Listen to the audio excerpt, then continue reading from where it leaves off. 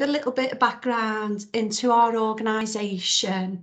In October 2019, two of our major DGHs merged. So we had Aintree and the Royal Hospitals at Liverpool.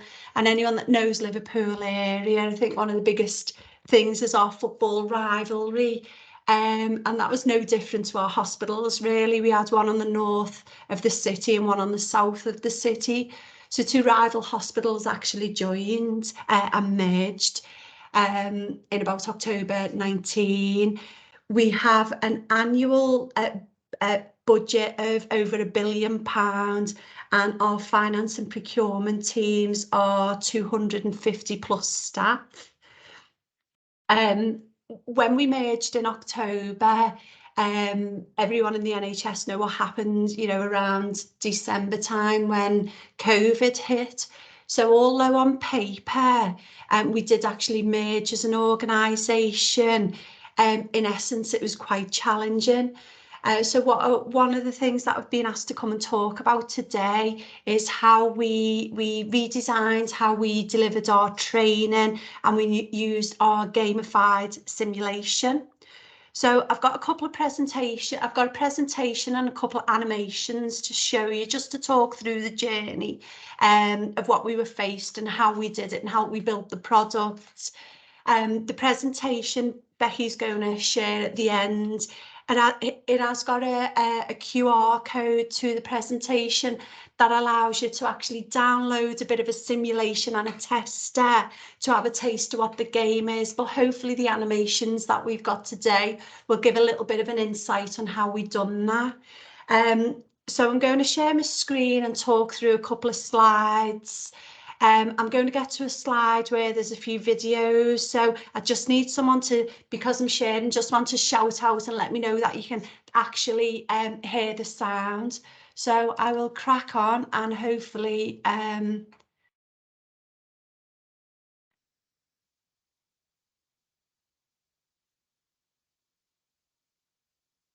right, can someone shout out that they can see the presentation? Can see. Yeah, brilliant, thank you. Okay, so I've given a little bit of background to LUHFT as an organisation, and like I say, my role was looking at the strategy for the FSD, given the size and the challenge of the merger. Our FSD, we had to reset because we almost started again, because Aintree was at level 1, the Royal was at level 2, so it was bringing that collective one team ethos and a bit of a standardised approach. During our 2019 audit, and when we were going through COVID, what we'd found was, just to talk through the journey of the year-end game, the problem that we were facing is we recognised through the feedback from the audit that quite a lot of our staff were involved in the year-end process, but they knew how to do it, but they weren't quite sure of why we did what we did. And that extended outside of the finance teams as well. So we recognised we needed to widen our knowledge and our skills base, particularly in that area of our annual accounts. We also recognised we were in the first wave of a pandemic, and you know, during lockdown and people were working from home, it did get quite challenging at times to try and keep our services run remotely. So what we were looking to do is deliver a little bit more of an innovative, sustainable way, but do it in a fun way in terms of delivering that training. So what we actually considered was, you know, we needed to focus that specific interactive way of imparting knowledge. We needed to do it remotely and consistently. And what we wanted to do is get a hook in to encourage people to take up this training at home and move away from, you know, a PowerPoint classroom-based training approach. So what we did is we looked at different solutions, and we come up that's where we come up with the concept of training, really. So it's something that they could do on a laptop or a mobile phone. So understanding our challenges, what we recognised is, you know, people were still working from home. We still had COVID, you know, COVID was still around. People felt that they were really nervous around year-end accounts process and they didn't quite understand the concept. And that was the feedback that we got on our problem, so we understood what challenges we had. When we addressed the solution, what we were looking at is, we took our one team ethos, looked at a way of how we could share and impart that knowledge. We wanted to make it fun and interactive. We wanted to make it accessible to all. So that's how we started building our levels of that gamified simulation.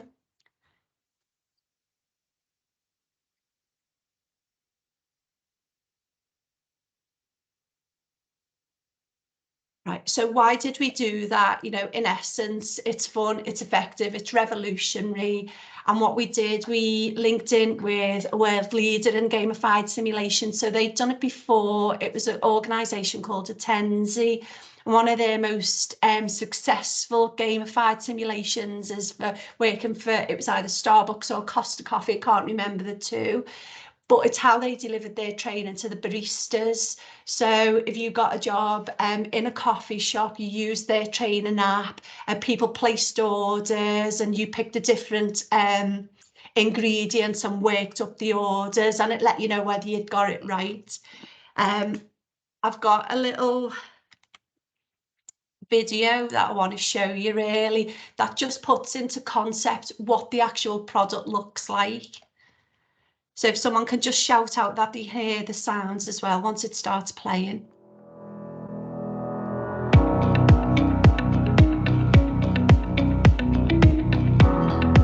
I can hear the sound.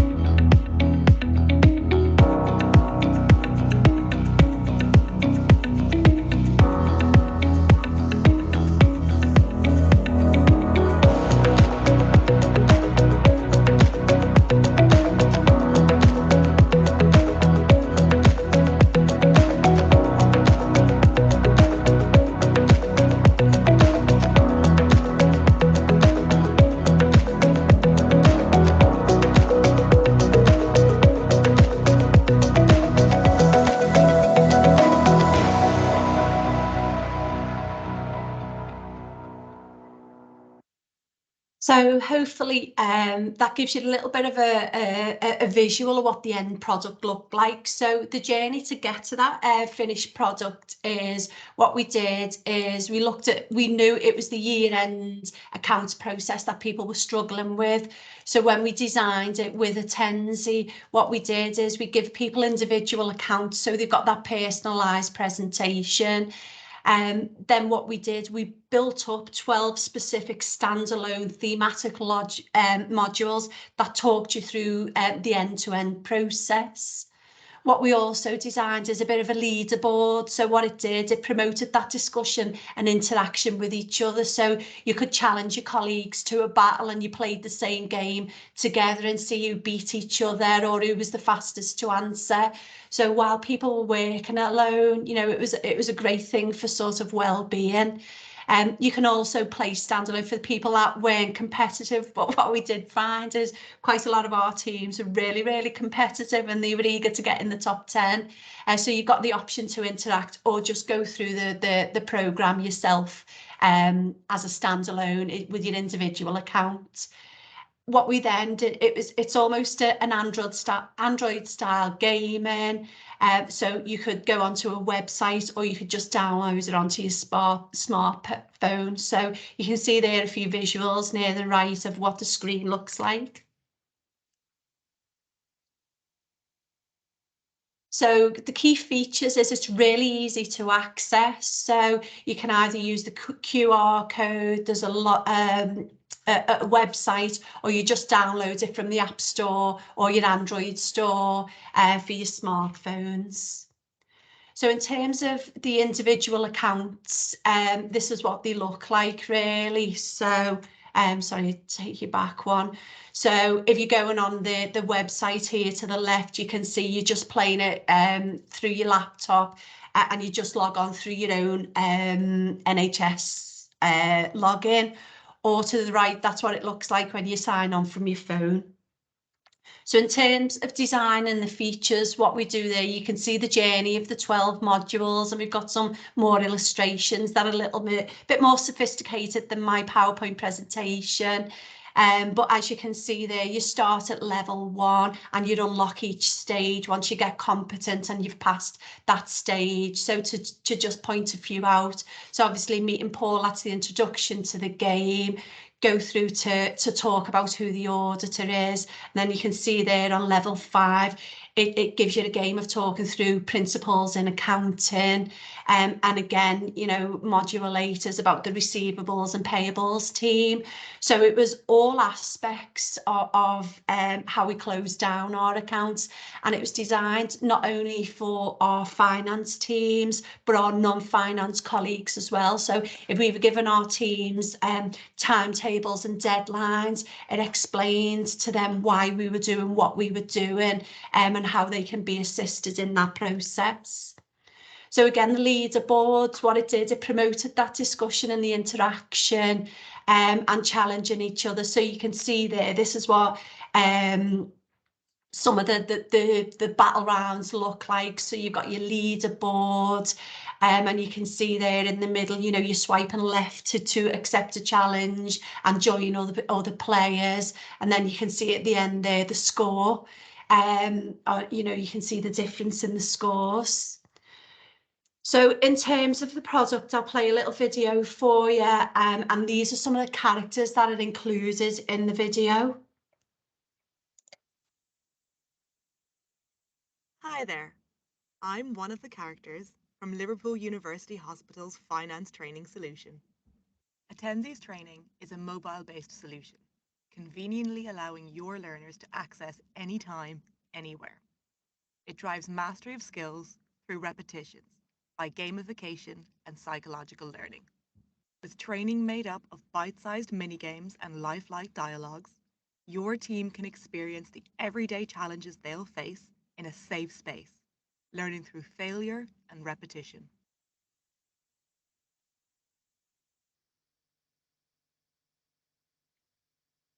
So again, once we designed the product and knew it was fit for purpose and ready to roll out, what we tried to do is get a little bit of a launch, a bit of a novel way of launching. So this is the video we produced with Attenzi, that really hooked people into to download the game and take part.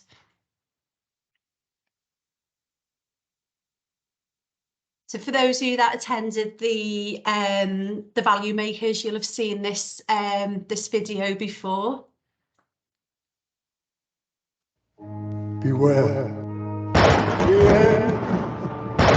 end of the financial year. Beware. Can you please stop talking like that? I'm trying to think. Can you help Paul navigate the accounts process before his fear gets the better of him? Talk about a going concern. I'm going concerned. What does that even mean? Play games to boost your knowledge of the accounts process. Get points, climb to the top of the leaderboard, beat the rest of the office, and show Paul there's nothing to be afraid of. Oh, it doesn't add up. It just doesn't add up. This is it. It's all over. I'm ruined. The trust is ruined. You're probably ruined too. Available now. Play games, learn about the end of year accounts, and save the day.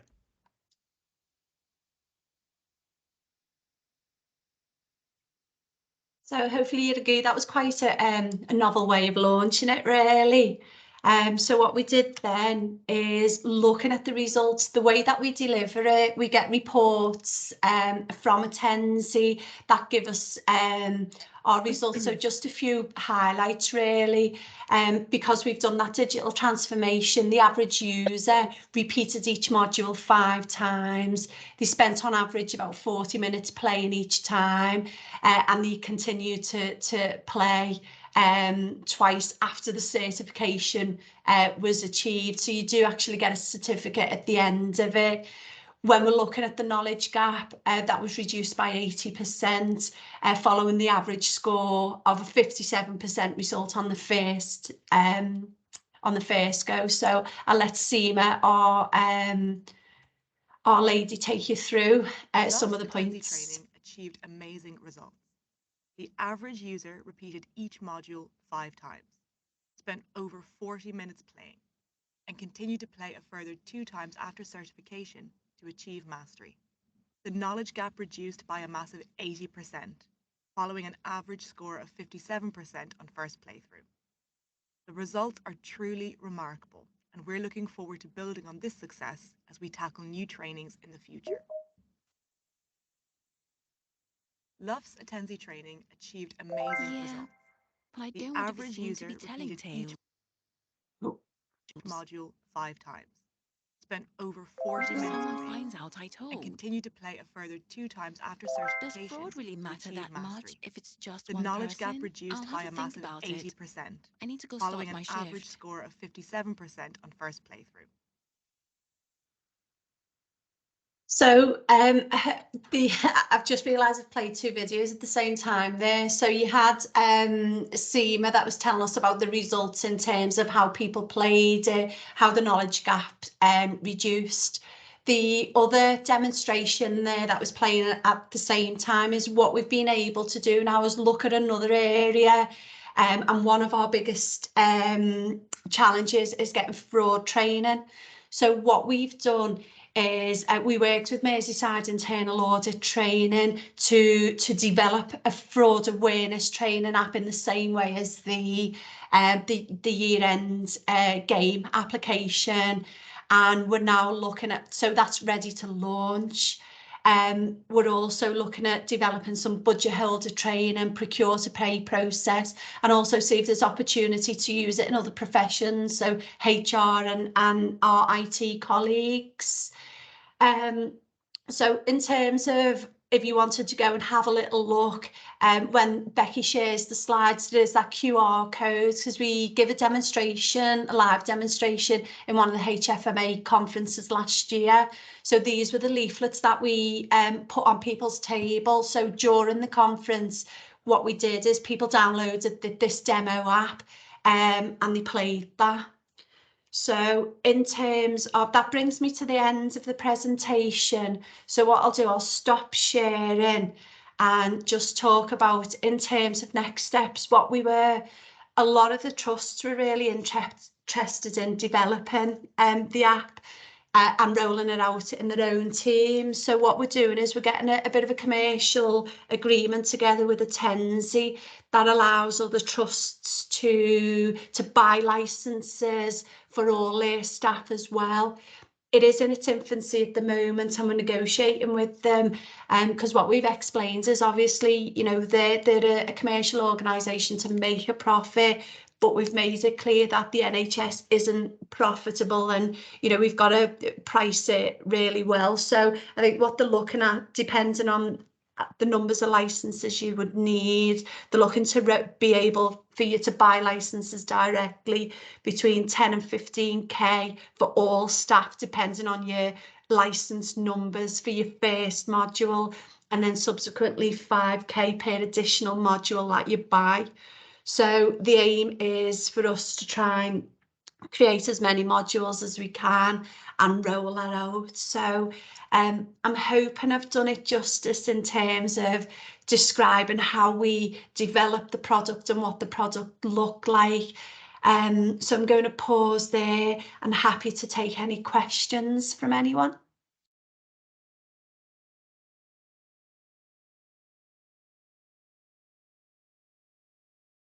So Madeline, I've just seen, yeah, so LUHFT, what we did, we paid for the development and the platforms.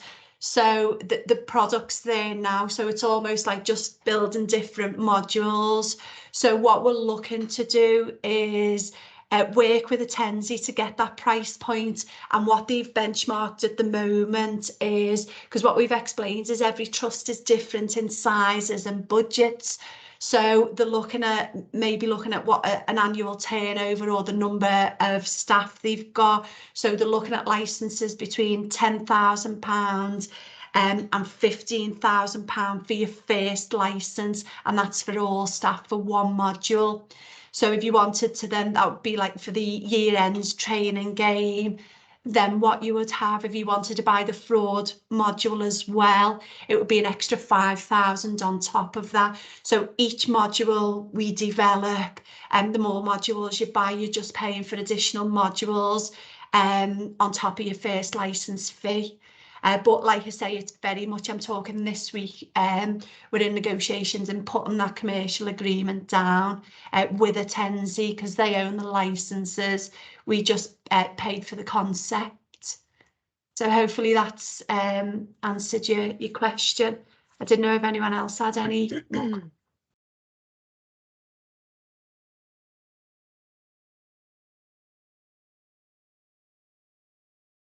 There's a few in the chat, Jenny. Oh, right, I can't see that. Let's have a look. I've got a couple in there. Right, okay. So how long did the design? It took 3 weeks actually from concept to actually designing it. And how that worked was Attendee already had the concept of the gamified simulation. So again, working in coffee shops, that's where they'd started that programme from. We had our own expertise in terms of our financial accountants that knew the process. So they almost documented the content, and Attendee actually created the content, and that was about 3 weeks. So that was the first one. So the implementation, Attendee, because they are a commercial organisation, they helped us with the marketing and the videos and the launch. So we just held a lot of workshops really, and just launched it through the novel videos. Sure. So thank you. We've got what groups of staff engage with them.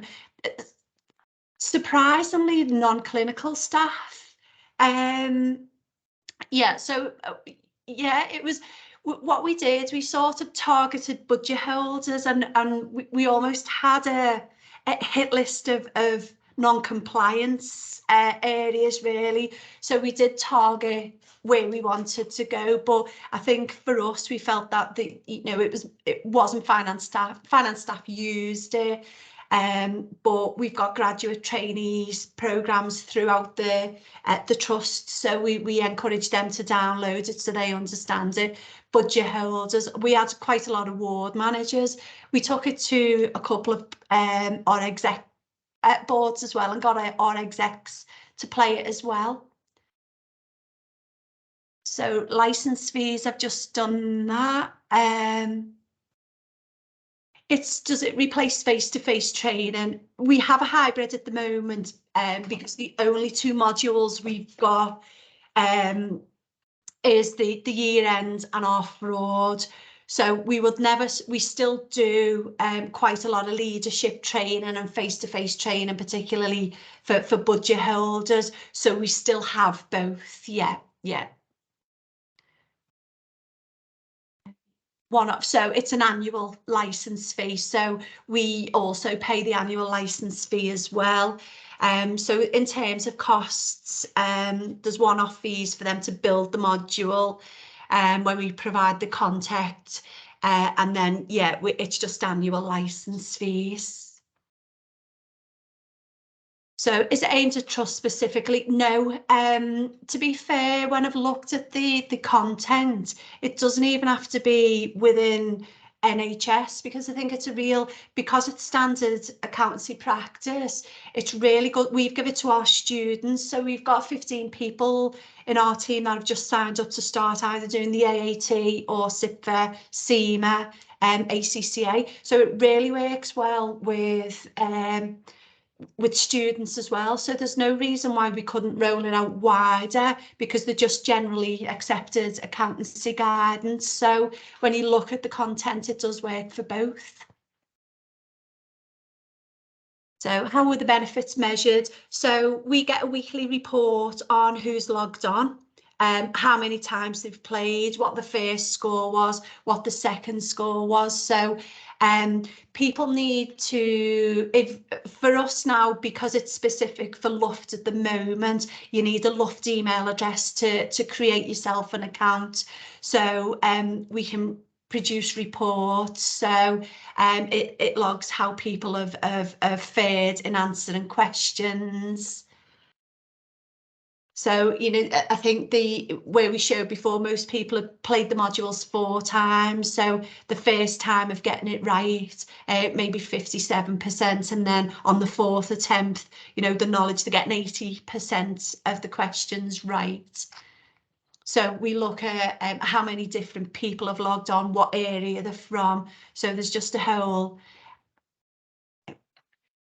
Was it a hard sell to you? Actually, I don't know if anyone knows, our DOF is Rob Forster, and it was actually his idea. I think sometimes, you know, you can come up with these 10 ideas, quite innovative. 80% of them are bonkers, 2 are brilliant. So it was actually his idea to create this. So and I think we were quite lucky because of we've got a turnover of £1 billion. So for us, I think it was between 40 and 50k to develop the platform and create the content. So that's a one-off fee now. I think in terms of being able to grow, like I say, it's very much in its infancy with Tenzi at the moment. But what we want to do, what's difficult now, is trying to get that extra resources because I think it costs about between 20 and 30 grand to create the next module. So what we're hoping to do is Liverpool will get credits for every trust that signed up. We would get credits from that license to put towards building the next one. So it's almost, you know, we wouldn't profit from it, but it allows us to grow without using our own resources. So that's where we're looking to sort of expand. We've paid for the 2 modules, so we've got the frauds and the year end. So in terms of getting it bigger and looking at getting budget holder training, we would just need to build up credits in the background with Tenzi. So that's how we've got it through the board, and that's where we're really trying to nail down Tenzi for them to understand. Not every trust would be able to afford licenses, particularly to convince people that it's an essential way of delivering your training and not a nice to have or a novel one-off, you know, bit of fun. So I think that's we were quite lucky in terms of not having to hard sell it. It's just trying to get commercially aware now to be able to grow, keep the costs down for most trusts, but allow them to access that, but also allow us to grow the modules and the content without having an adverse impact on our budgets. So now Tom's asked, is the training delivered by this optional for party mandatory training? It's not. Shockingly, none of our finance training is mandatory. We do have some core training with our learning and development for newly qualified managers or new people to the trust, and part of that 3-day principles workshop is a real small component of finance, and it doesn't actually touch a lot of stuff. It's just about budget holders, so it isn't mandatory. So it's surprising. I think we've got about 4,000 when we launched. Within the first month, there's about 4,000 throughputs or plays.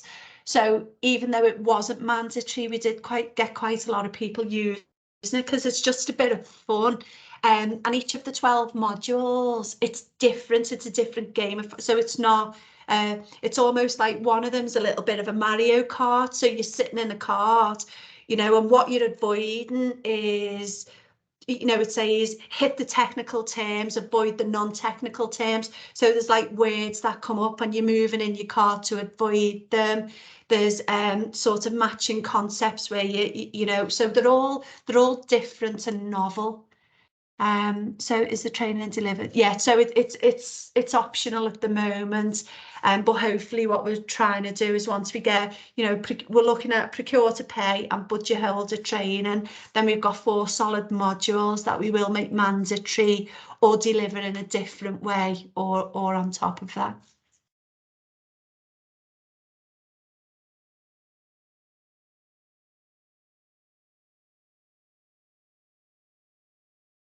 So I'm not sure if anyone's got any more questions.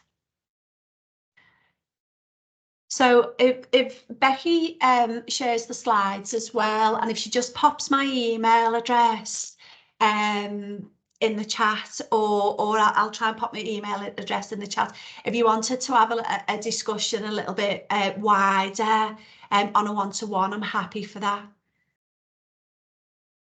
So has any research been done on how the increased knowledge is? Well, actually, what I can say is we got quite a negative, we got quite negative comments in our first audit in 2019, and that was sort of the catalyst, Jordan, for looking at how we address that weakness in the audit report. We've had 2 audit reports subsequently, and there's been comments from PricewaterhouseCoopers in terms of how that knowledge gap and the approach to year end was a lot different. And again, the results in terms of what score people were getting, it shows that people's awareness was so are there specific topics for different departments such as capital? Let me have a look at my slide. So what I'll do, I'll I've opened my presentation again. So just for a couple of minutes, I'll share my screen. And these are the 12 modules. So as you can see, we've got Meet Paul. So that's just a little bit of an introduction to the year-end process. We've got the auditor, who they are, what they do. Then we look at dates and deliverables. So why we have timetables, what's the impact of not meeting those. Then we've got accounting information, key principles in accounting, capital or revenue spend, then accounting for impairments, payables and receivables, presentation of financial accounts, balance sheet, income and expenditure accounts, and when you're ready to submit. So they're the 12 stages in the process. So there's different games and content for all of those. So that's the 12 modules at the moment. And like I say, we're just about to launch the fraud module. So that's fraud awareness. And we are now just pulling together some budget holder content as well.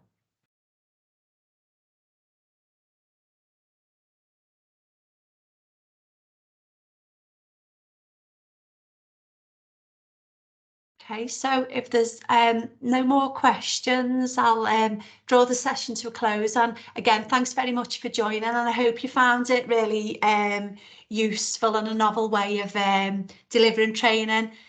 But yeah, any questions, just drop me an email.